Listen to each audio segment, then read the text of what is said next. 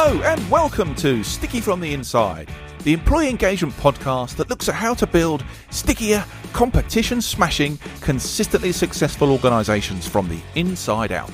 I'm your host, Andy Goram, and I'm on a mission to help more businesses turn the lights on behind the eyes of their employees, light the fires within them, and create tons more success for everyone.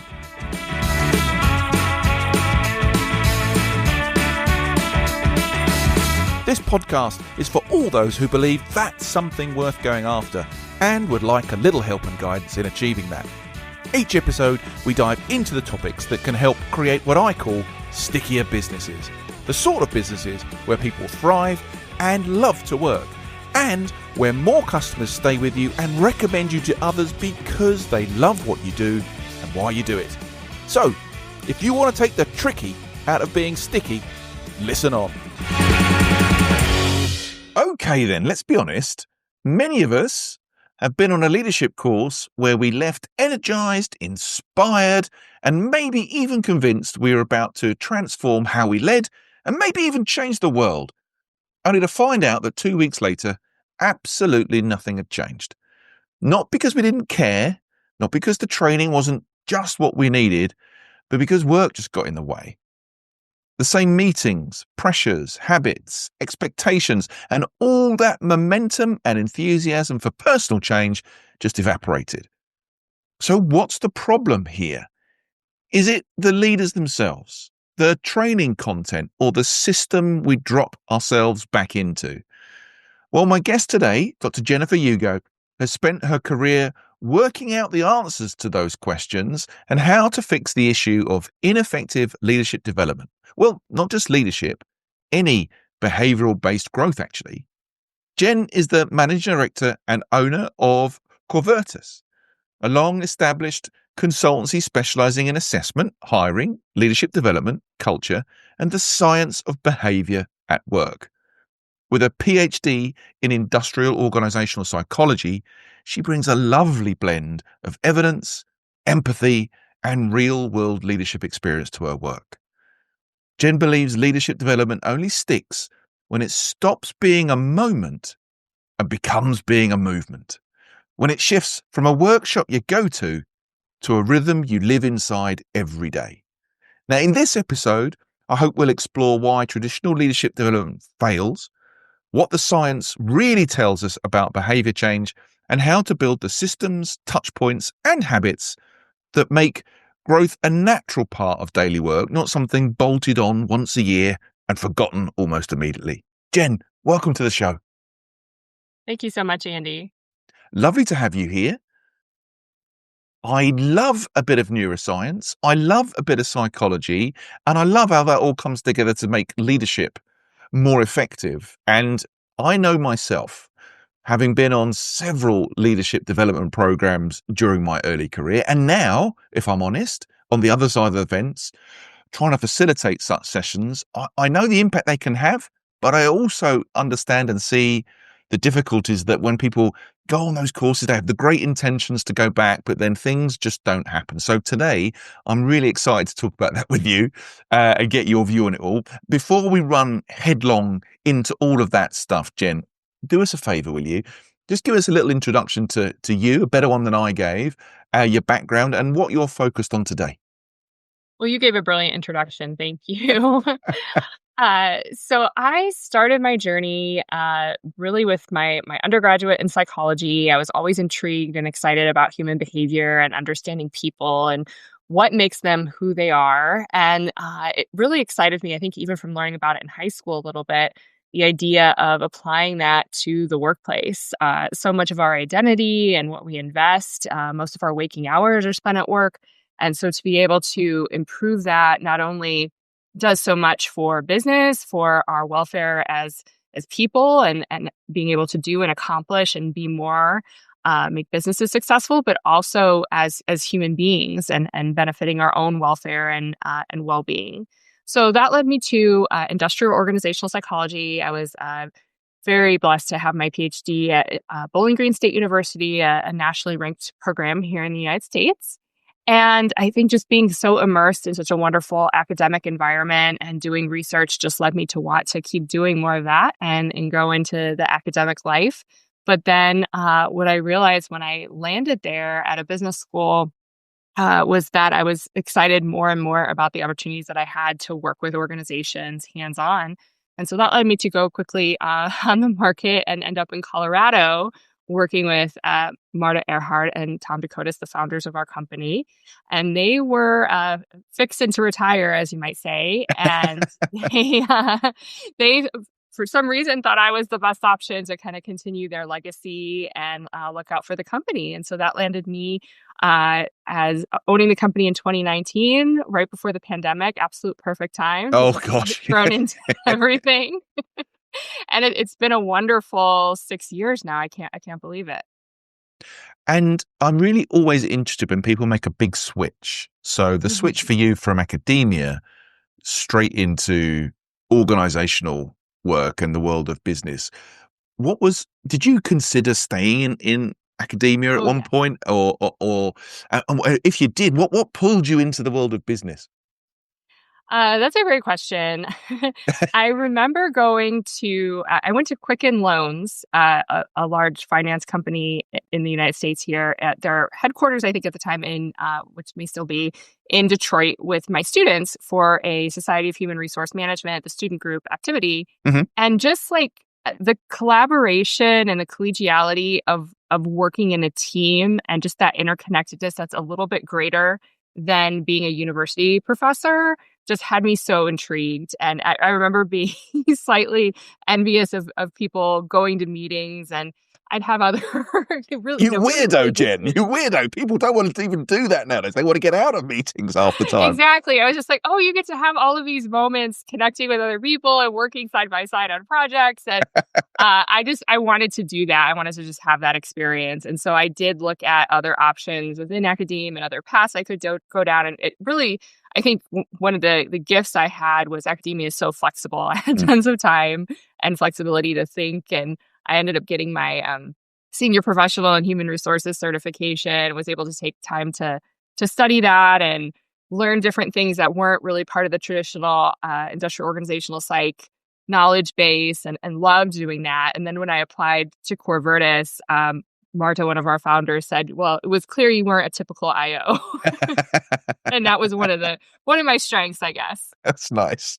That's really nice. I'm just always fascinated by by those switches that people make. Having made my Mm-hmm. own kind of switch later in life, I think it's really, really fascinating.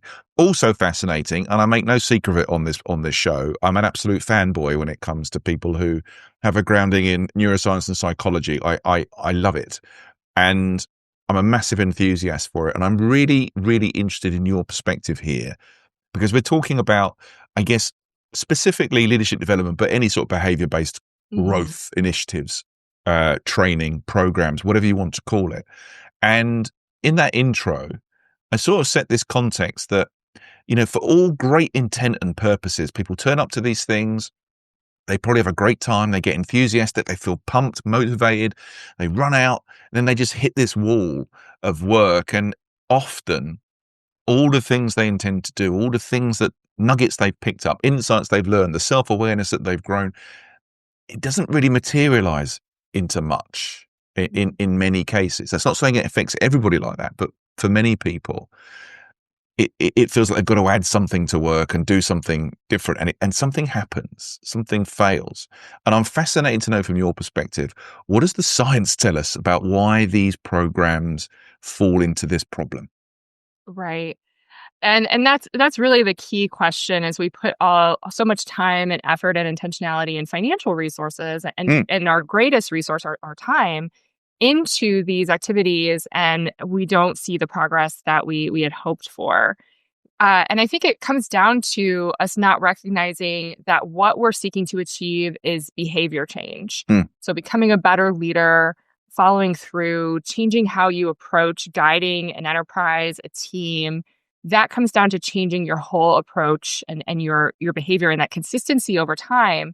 And whether we're looking at making improvements on our own in our own personal lives with our own finances, our own health and well-being, or we're looking at a team or an organization, we see that over 2/3 of those initiatives, whether we're looking at a company or a person, they end up failing. And it's too often because we're just focused on one piece of the entire ecosystem or just one moment in time. And we can only achieve so much when we're limited to just a couple touch points in someone's experience. If we Mm. look at the forgetting curve, we see that we lose almost all of the knowledge, upwards of sometimes 90% of the knowledge that we gained within 24 hours or so of having that experience. So we need more to support us. We also tend to put too much on ourselves. We Mm. think, oh well, I failed, I didn't have the motivation, I lacked the work ethic, or I just let that slip. If I would have stayed an hour later or put in more time, I could have done that. But we don't think enough about our environment. So some of what we've done is try to encourage people to think about their environment. How can I get some feedback loops going where my team is going to reach out to me when they see me doing something that's supporting our goals, supporting what I've shared I'm working on, so I don't have to think about it as much. Or if I tell someone, what the big picture is, where we're working towards, and we can move towards it together. Or if I identify different obstacles, whether that's it within work or even my life outside of work, that are going to be necessary for me to, and very helpful for me to make the change that is necessary. I think that's fascinating. I mean, I know it sounds really obvious, but I don't think it necessarily always is. The first thing that you mentioned there about we're looking at behavior change, and maybe sometimes the program itself or the mindset of someone going in is going to be things I'm going to learn, processes, systems that I'm going to learn, and that they need something to stick to, right? Which is the behavior change, the intent, and then sometimes the intent might be there, but it's short lived. And in your experience, where's that gap come from in terms of that intent that we might have when we leave, but the sustainable, I would overuse the word sticky behavior that lies behind. What's going on? I don't know, psychologically with us to cause us a problem there. Well, sticky is a brilliant word to use in this because we are seeking to make it sticky. We want it to last and endure and be with us. And one piece that's missing could be the connection to who you are as a person, your goals, your values. We have what we value and then what we try to do. And then we lack that consistency because we get caught up in the whirlwind of the day to day. So, what you said, having those habits and those disciplines, those realistic behaviors that I can commit to, or resources that I know I have that are meaningful and important in the moment that are going to help me do what I need to be a better leader, whether that's having that difficult conversation, giving that feedback, or investing time in learning a new skill or a new approach so that I can advance what my team is capable of doing. Connecting idea of authenticity, feeling Mm. that connection between my organization, what I'm doing as a leader, who I am and what I'm doing, and making sure that that's consistent. And that's one of the strategies that we use is we try to get leaders to think about, like, imagine just a wonderful day for you and for your team, for you as a leader 6 months from now. Like, what does that look like? Can you just like envision the day even from your car pulling up to the office or you walking into your office, and what things feel like, what you're doing? Imagine the conversations you're having. How are they different? And just visualizing that and then working backwards. Okay, well, what do you need to happen? Maybe there's a resource that in that vision of what you're going to be doing 6 months from now, I can envision that, oh, I have a new software program that makes things just easier. Then that can help me identify, oh, well, maybe I need to make this software switch, or maybe I need to strengthen this person's ability to act, to be able to perform and act and deliver results in a certain way. And so working through those, some strategies that are very simple and guided in behavioral neuroscience that help us realize where we're going, have it connect to us powerfully, and then propel us to move forward, as well as make the changes in our environment that we need to. So it's not just this other thing that's put on our plates that we have to do. I think that's that last phrase you've just used. I sort of hear a lot in the in the leadership programs that I'm involved with, and laboring the point with delegates that if you're sitting here thinking this is something I've got to add to what I already do, you're Mhm. already doomed to failure, because Yes. you don't have space or time or capacity for more. You've got to think about this as doing different. And I think that's a real mindset shift for a lot of people. I also love this idea that you talk about connecting to your values. If it means something to me and aligns to me, I guess I'm that more aligned to doing something with it, because again, it feels less difficult for me to make some of that change. I also think we can definitely underplay this thing about environment and involvement of others. That I'm guessing the best, most effective leaders who come through these sorts of programs don't see it as a solo sport. It's not what I'm going to do to my team when I get back differently. It's what I'm going to do with my team. And I think that involvement, the reinforcement of bringing your team in and saying, look, I'm I'm going through this stuff. There's some things I want to change in my behavior. Let me take you through what I'm really trying to achieve here. What I need you to do is to be my Batman, is to sort of say, hey, yeah, I see that. That's great. Or no, you're not living that through. Is that what you're talking about with this environment and involvement, and not trying to do it on your own? Yes, yes, you said it beautifully, is bringing people along with you, and so having that support within your team and connecting to who I am. If I see myself as a person who leads with compassion or executes seamlessly, and that's part of who I am, what I value, then I'm going to build the systems and better commit and be a person that does those things, and having that, bringing my team along with me and sharing that vision and that idea of authenticity, that I'm open about what I'm working on, where my strengths are, where I see my vulnerabilities, and seeking that support from others. When we look at the factors that propel success in leadership, and whether we're looking at changes through 360s or changes through our leadership development programs, the degree of social support, connectedness with one's team, how much they involved their team Mm. in their leadership journey is one of the strongest factors in terms of seeing meaningful results over time. And I guess this sort of links to other topics that we regularly end up discussing on this podcast. I'm interested in your view as to how and whether well, I guess what role they play in influencing growth, which is what personal growth, behavior change, the whole sense of belonging, which maybe links to this involvement thing, the need for psychological safety, and in that I'm thinking maybe within the leadership development room itself and outside of it. And then I think you've just mentioned clarity, because if I think about something like the scarf model, I think that certainty, the clarity element of that could be a real trigger for Mhm. people. And is this going to work? Is it not going to work? How are people going to react? I'm wondering how those three things play a role in that successful growth from the psychologist perspective. Yes. Those are all deep topics that we could I spend know. a whole Yeah. series of episodes talking about. But you do get at some of the key elements that we've incorporated into our leadership development Okay. programs. We know that we're facing a challenge with succession planning, Mm, that our the core of our leadership, people mid-career, mid-level managers are feeling burnt out, are often leaving, contemplating career changes and shifts. And we know that junior leaders, people maybe starting their leadership journey, are often struggling to find their way, to find a place, and also are at risk of turnover and leaving. And so, one thing that we strive to create is that connection. And mm, so, we've done that through a series of um, we call them growth. We call it a growth journey, and they're growth journey sessions along the way.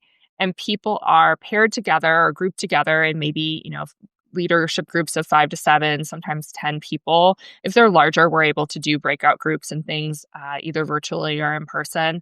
And that way they have a chance to connect with leaders either across departments, across locations that they might not see so much or might not even have met before.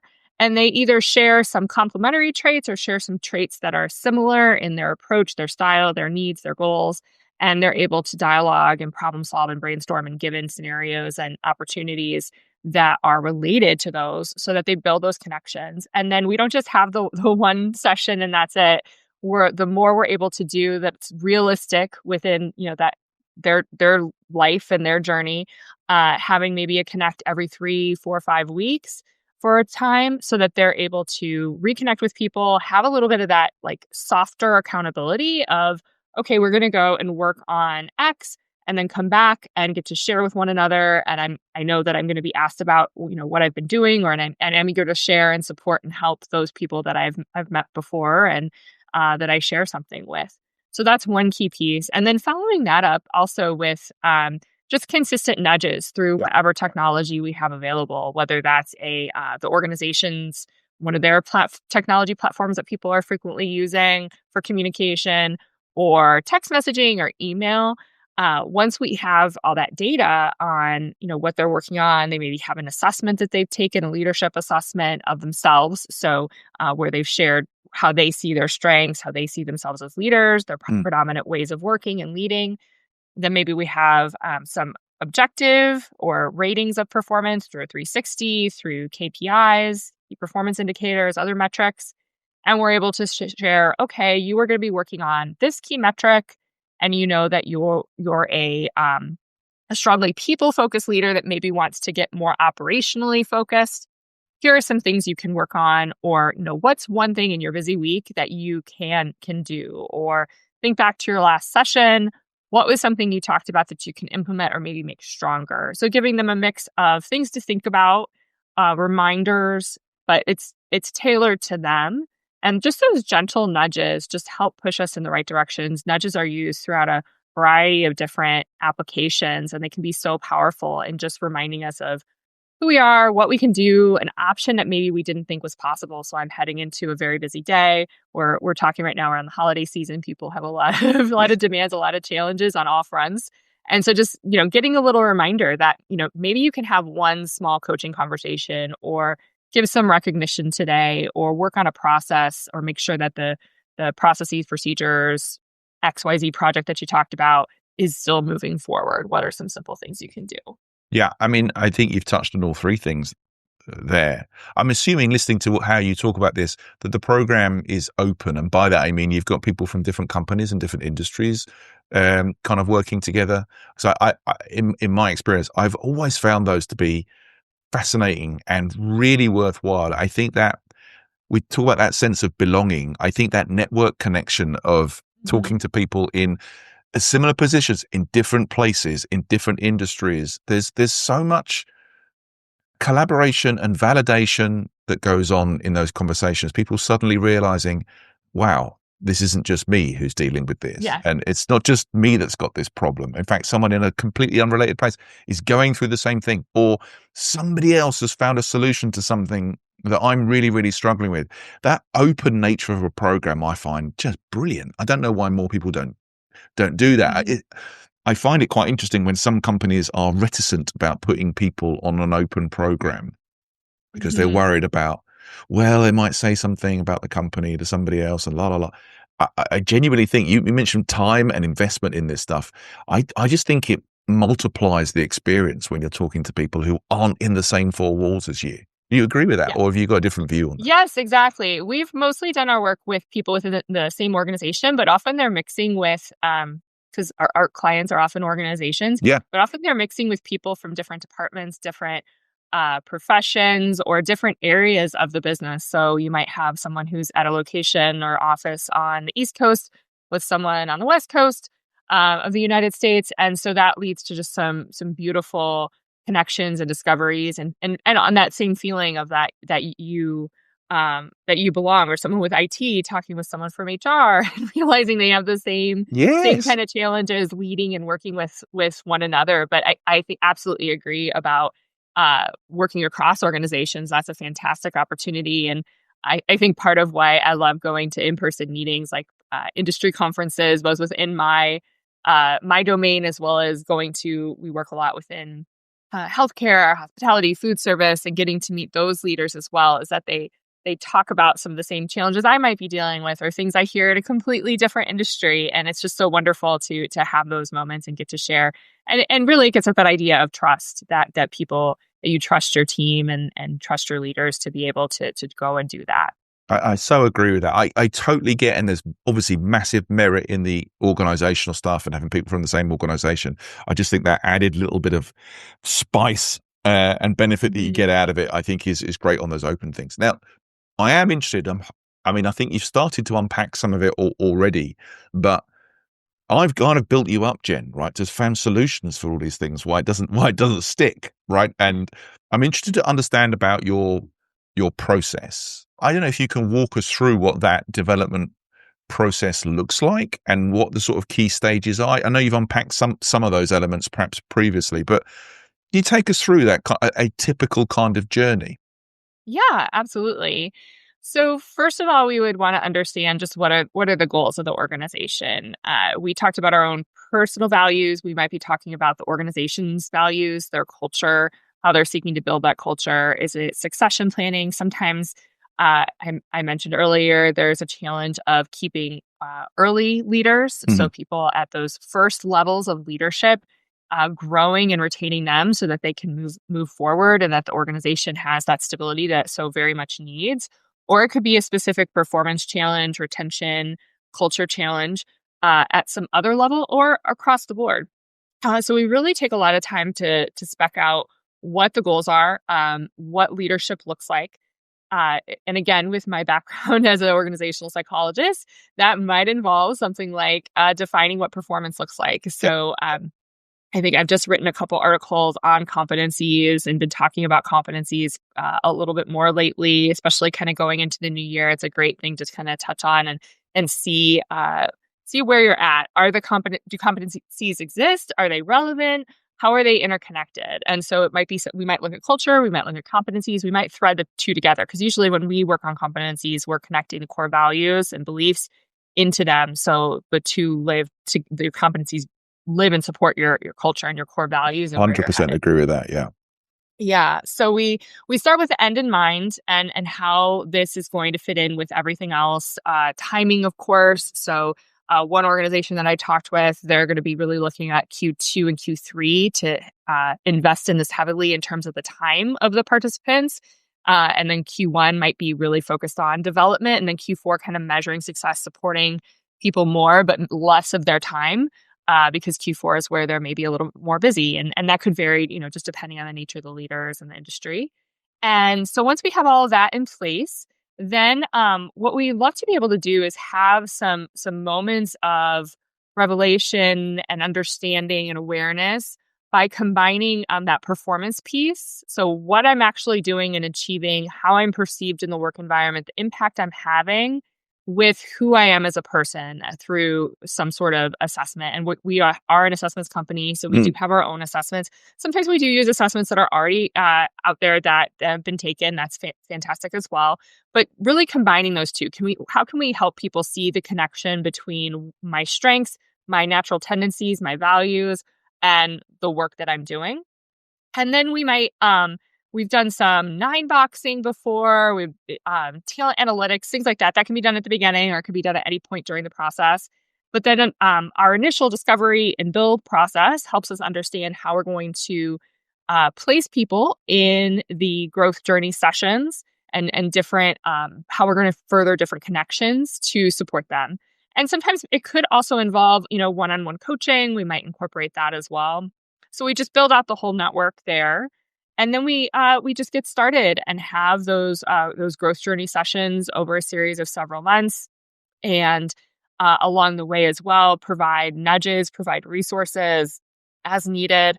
There could even be tailored sessions. Sometimes we do breakout sessions for the leaders supporting the leaders, or even teams to further strengthen things along the way. So we're trying to, again, get that idea of the environment and the ecosystem that leaders are working within to best support them to be successful so that their environment is going to move them forward.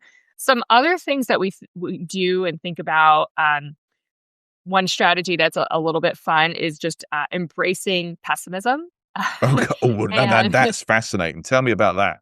Yeah. So embracing pessimism is really just thinking of every possible thing that could go wrong. So if I'm going to implement a new process or uh, walk my team through a new way of working with one another, what's every possible challenge that I might be discounting or I might have a blind spot over right now that could get in my way? What Mhm. are maybe even things outside of work in my broader life and existence that could cause problems, and then developing habits and daily disciplines and support structures so that I'm ready to tackle those. And another neuroscience linked strategy that can support us is if then thinking. So, computers have the advantage of us telling them, like, if this happens, then do this. And it would be great if for some things we could just do that. If every morning at 6 a.m. I could be working out, that would be fantastic. But to what extent possible can I have those if then rules within my leadership? So maybe it could be something as simple as every first Monday of the month, I look at certain reports to see how we're performing. Or maybe it's that something a little softer. If I start to feel frustrated, I maybe go and just have an informal conversation with someone about it, or I seek someone's advice and share about it with some of our uh, early career leaders. When they start to feel frustrated or feel that there's a conflict that makes them uncomfortable, just going and seeking out a peer is something that can be very doable and helpful for them with leading. I love that. So just making it a commitment. If this happens, I'm doing this. That's what we're gonna do, and sticking to it. And so some of those we call them often daily disciplines or Mm. habits.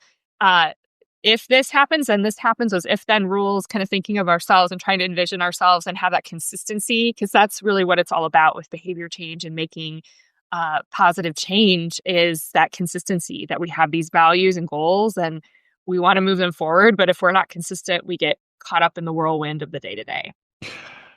I mean, I love that whole idea of if then thinking. That feels great, and the fact that it's got that neuroscience link, that it's a prompt to find a situation, be confident in a solution, or at least an action, a positive, confident action at the back of it. I really love that. Just listening to you speak, I'm really interested when you're designing a program or you're going into an organization. Do you take in a specific leadership philosophy into that program, or is it always a tailored approach based on the competencies and everything else that organization needs? Is it a blend? I'm just interested because I mean I think people operate in different spaces. There are people that go and teach their doctrine of leadership, and there are others that are tailoring and structuring to an organization. Where do you come from? Yeah. So I would say our approach or my approach is very much evidence based. So Uh-huh. it's always evolving based on what we know about the science of leadership and growth and supporting people through that journey of striving to improve. And then we also exist within the organization's needs, goals, Yeah. what they're focused on, and trying to make those happen with the best tools that we have available. Another just approach, kind of thinking about when we do coaching and whether it's scalable coaching, because one piece of what I love about what you do is that it's very scalable. It could happen at a larger level. A lot of these pieces are flexible and can Mm. happen in a lot of different sessions, but are realities and situations. But another thing to think about is just like setting specific goals of what we want to achieve, recognizing the reality of where we're at, what's maybe coming at us in the future, how can we respond? And then just thinking about, what are the different options that we have and what are we committed to? So kind of a grow model. So goal, reality, options, and then what we're going to do can be really helpful. And that's one that I've used in coaching is just thinking about, okay, where are we headed? What's out there? What are the different options that could happen or things we could do, and then what are we going to do and what support do I need in order to do that? Which links very much to that sort of grow model coaching kind of approach, which Hmm. which we know is really, really cool, works really, really well. Um, I'm I'm interested also in this thing that I'm picking up from reading a little bit about what you do and listening to you today.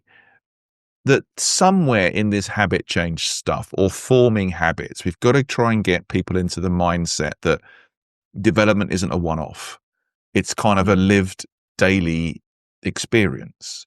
And how do you incorporate some of those things? Is it something to do with the nudges? Is it something to do with mindset stuff that you do? What's the story?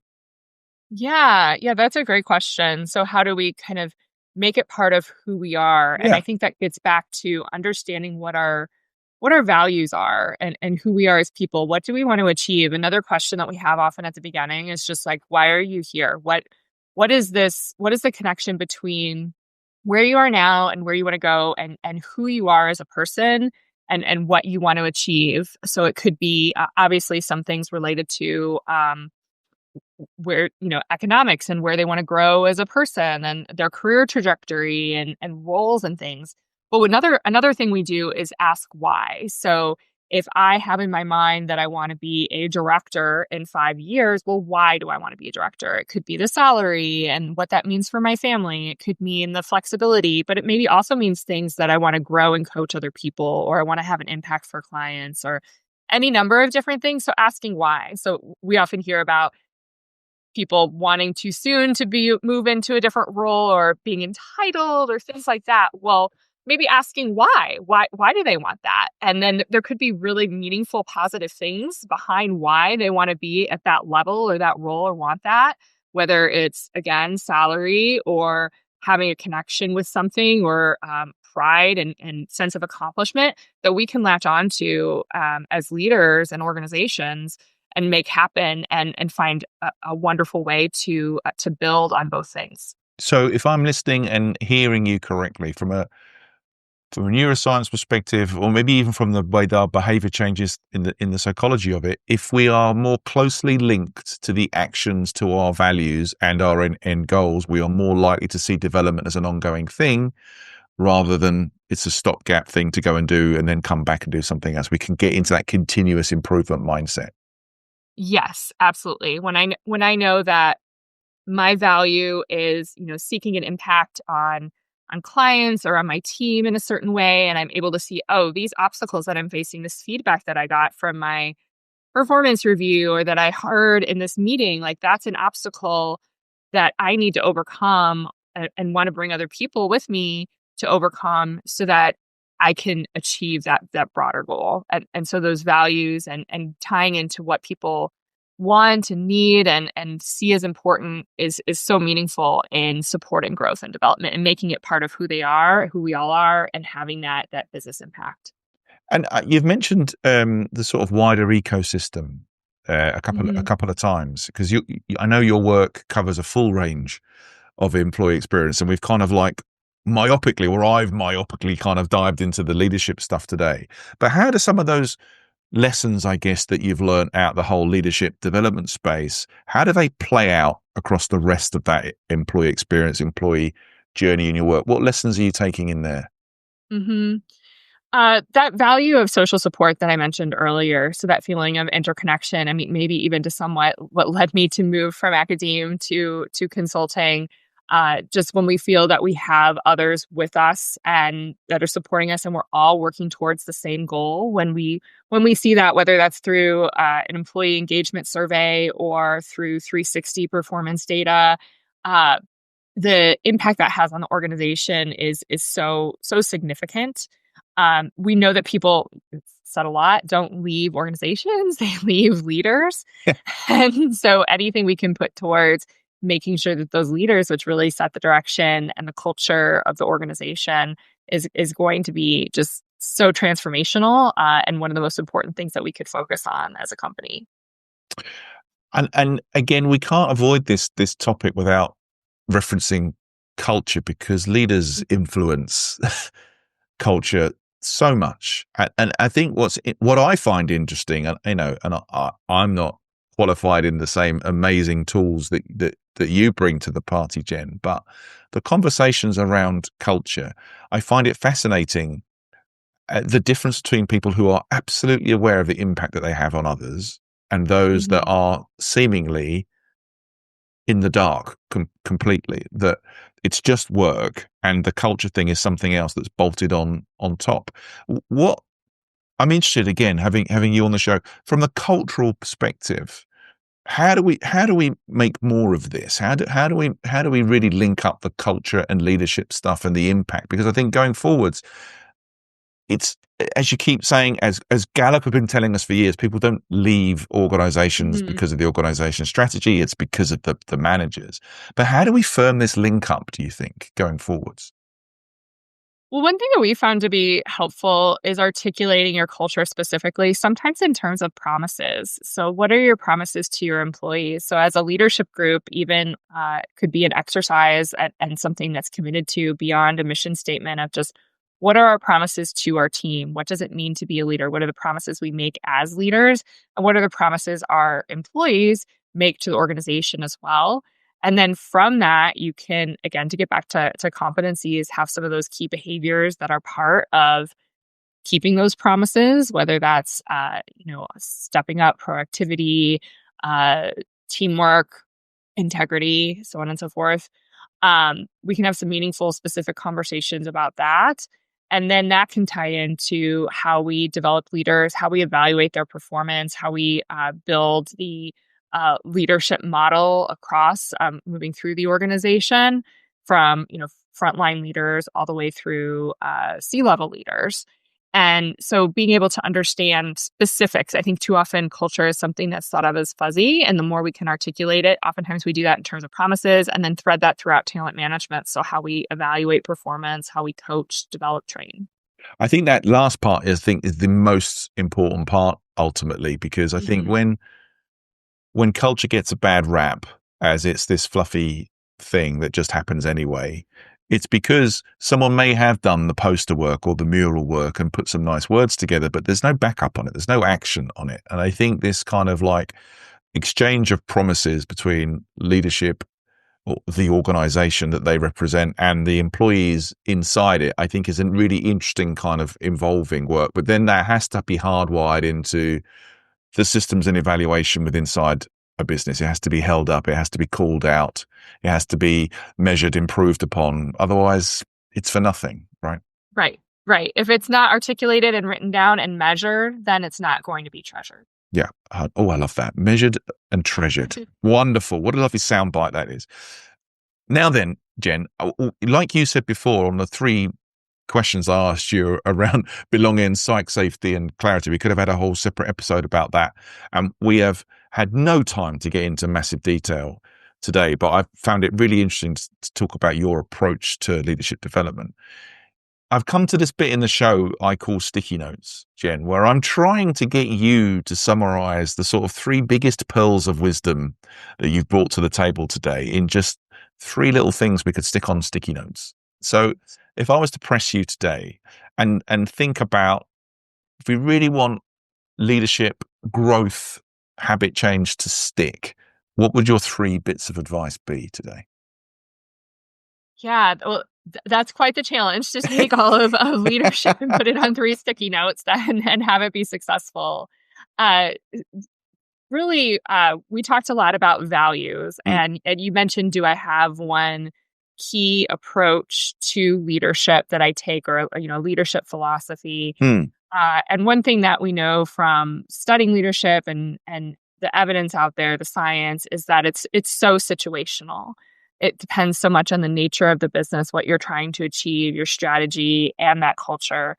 So the first piece I would say is just that consistency of values over time, and having that be a practice, having the disciplines, the processes, the support that's necessary to make sure that at the individual level, all the way up to the organizational level, that there's that consistency of values over time. And then with us as people, we want our own personal values to be able to be supported and come through there. And then, so that's the first one, consistency of values. And then the second would be that belonging. You mentioned belonging a few times. Creating that sense of belonging. We know that leadership's often talked about as being lonely, Yeah. and I don't think that has to happen.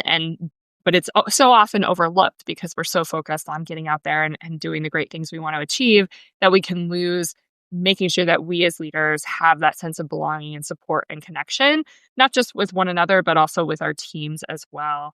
And then the next piece, of course, I would just be simply that it's a process and it's a journey. And we think about individual trainings, webinars, events, having performance reviews, or having a 360. Okay, here's the feedback. Go, go do it now.